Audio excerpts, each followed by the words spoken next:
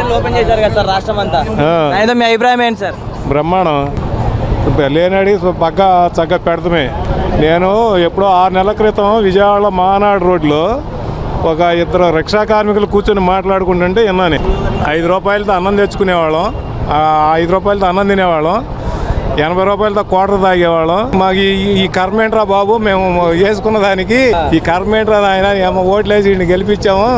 ఇప్పుడు బయట క్యారేజ్ తెచ్చుకున్నట్టు లేకపోతే 100 రూపాయలు పెట్టి తినాలి, 150 రూపాయలు పెట్టాము ముందాగాలి, మనం లాగే కూలి అంతా దీనికే సరిపోతుందని చెప్పుకుంటున్నారు వాళ్ళు 6 నెలల క్రితం. నేను అప్పుడే అనుకున్నా ఇటు ఓడిపోతాడని, అట్టగే ఓడిపోయాడు. సార్ మళ్ళీ పేద ప్రజలకి అన్న క్యాంటీన్ల వల్ల మంచి జరుగుతుందని మీరు ఆశిస్తున్నారా? చాలా మంచి జరుగుద్ది. బోళ్ళంతమంది కార్యక్రమం రోడ్ల అమ్మడం నడిచేవాళ్ళు, వెళ్ళేవాళ్ళు, వచ్చేవాళ్ళు, పొరుగురు నుంచి వచ్చిన వాళ్ళు 100 రూపాయలు 120 రూపాయలు పెట్టి భోజనం తినకూడదు, 5 రూపాయలతో అటు కడుపు నింపుకొని అన్నం పెట్టినోడిని దీవిచ్చి వెళ్తాడు కానీ ఎవడో తిట్టుకుని వెళ్ళడు.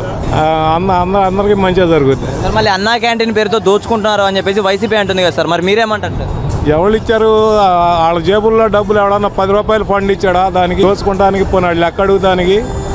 ఇవాళ మా ఊరతను మా ఫ్రెండ్ ఉన్నాడు, అతను 10,000 రూపాయలు అన్నా క్యాంటీన్కి ఇస్తున్నాడు. ఇప్పుడు అట్లా దాతలు ఇస్తున్నారు, పెడుతున్నారు.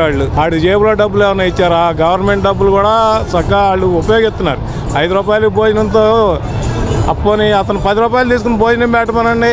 దోచుకున్నంత ఎందుకు? దాంట్లో దోచుకోవచ్చు కదా. 10 రూపాయలు తీసుకుంటే 10 రూపాయలకి ఎవడో దోచుకోలేడు కదా. 10 రూపాయలకి అయితే దోచుకోవచ్చాడు.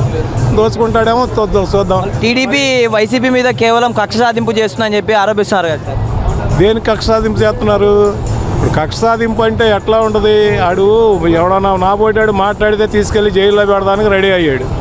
ఇవాళ ఎవడన్నా ఉంటే ఇప్పుడు ఎవడన్నా జైల్లో పెట్టారా? ఇంతవరకు ఎవడో జైల్లో పెట్టాల. ఎవరికాళ్ళు యాంటిసిపేటరీ బెయిల్ తెచ్చుకుంటున్నారు, పక్కన ఉన్నారు.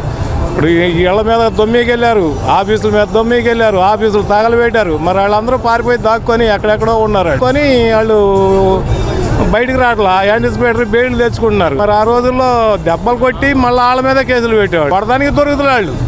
ఏం చేస్తాం మరి, మా కర్మ అది. కూటమి ప్రభుత్వం వచ్చి 2 నెలలు గడిచింది, ఇప్పటికీ ఎలాంటి ఒక పథకం కూడా అమలు చేయలేదు అని చెప్పేసి జగన్ అంటున్నాడు కదా సార్. ఏం చేయలేదు? ఏది 7,000 రూపాయలు ఇస్తా అన్నాడు, ఇచ్చాడు కదా. 4,000 ఇచ్చారు కదా, ఒక్క రోజుతోనే ఇచ్చేసారు కదా. అన్నా క్యాంటీన్ ఇచ్చాడు కదా. మరి ఇంకా అదేది డిఎస్సికి సంతకం పెట్టారు కదా.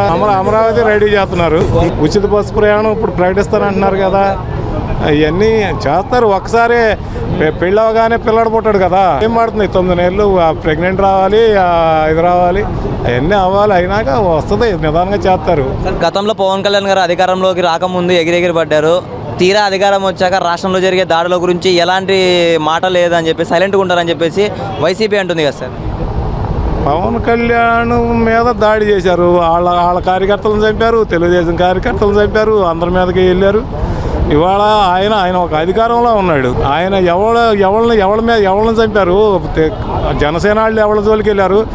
ఇంకా తెలుగుదేశం వాళ్ళు ఆరుగురిని చంపేశారు. నిన్నగాక మొన్న చంపేశారు కదా కర్నూలులో ఆయన్ని ప్రెసిడెంట్ గా. మరి ఎవరో ఏం చేయలేము దానికి. ఇంకా గతంలో జగన్ గారు చేసిన అప్పుల వల్లే సూపర్ 6 పథకాలు అమలు చేయలేకపోతున్నామని చెప్పి చంద్రబాబు గారు చెప్పారు సార్.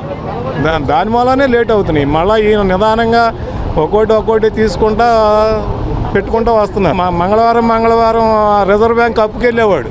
కనీసం ఈయన వచ్చినాక ఒక్కసారి వెళ్ళాడు. ఈ 2 నెలల్లో ఒక్కసారే వెళ్ళారు, మళ్ళీ వెళ్ళలేదు. మరి అది సంపద సృష్టి అంటే. అప్పుకెళ్ళి పథకాలు ఇవ్వడంలా, ₹1 సంపాదిస్తున్నారు, ఇస్తున్నారు.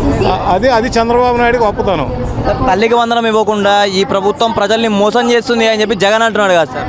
ఇస్తారమ్మా, అన్ని ఒకసారి ఎట్ట ఇస్తారు? మరి అన్ని అప్పులు చేసి వెళ్ళాడు. తను ఇవ్వాలి కదా. తను జనవరిలో ఎప్పుడో ఇవ్వాలి. తను జనవరిలో ఇవ్వలేదు కదా. ఇవ్వాల్సింది ఇవ్వకోకుండా తను పెండింగ్ పెట్టి వెళ్ళాడు. అందువలన అది లేట్ అవుతూ ఉంటాయి. ఇవన్నీ డబ్బులు వచ్చినాక ఒకటి చేస్తుంటారు. లోకేష్ గారి రెడ్ బుక్ రాజ్యాంగాన్ని అమలు చేస్తున్నాడని చెప్పి జగన్ అంటున్నాడు కదా. రెడ్ బుక్ రాజ్యాంగం ఓపెన్ అయితే ఒక్కడ ఉండడు. రెడ్ బుక్ రాజ్యాంగం ఓపెన్ అయితే ఒక వైసీపీ కార్యకర్త కానీ నాయకుడు కానీ ఉండడు, మొత్తం పారిపోతారు. ఇప్పుడు అధికారులే చూస్తున్నారు. ఐపీఎస్లో ఉన్నారు, వాళ్ళు ఎన్ని చేశారు? వాళ్ళందరూ విఆర్లో పెట్టారు. విఆర్లో పెడితే వీళ్ళు టూర్లు వెళ్తున్నారు. వద్దురా బాబు, వాళ్ళ నుంచి వచ్చి ఇక్కడ కూర్చోండి, పొద్దున్న 10 కాడి నుంచి సాయంత్రం 6 దాకా కూర్చొని సంతకాలు పెట్టాలండి అని చెప్తున్నారు. పనిష్మెంట్లు అంటే అట్టా ఉంటాయి. కక్ష సాధింపులు అంటే అవి కాదు, కొడతాం కాదు, తిడతాం కాదు. వాళ్ళు ఎట్లా చేయాలో అట్లాగే రూల్ ప్రకారం చేయాలి, అట్లాగే చేస్తున్నాడు చంద్రబాబు. అది చంద్రబాబు. గతంలో 5 సంవత్సరాలు జగన్ గారి పరిపాలన చూశారు, ఇప్పుడు కేవలం కూటమి ప్రభుత్వం పరిపాలన చూశారు. దీనికి కంపేర్ ఏంటంటారు? అసలు ఏ నక్కకి నాగలోగానికి ఉన్న తేడా అది. అసలు ఈ 2 నెలల్లో ఎవడి మీద నా కక్ష సాధింపు కానీ ఒకడి మీద ఒక తప్పుడు కేసు పెడతాం కానీ ఇంకోటి కానీ ఉందా? వాళ్ళు రోజు తప్పుడు కేసులే కదా పెట్టేది.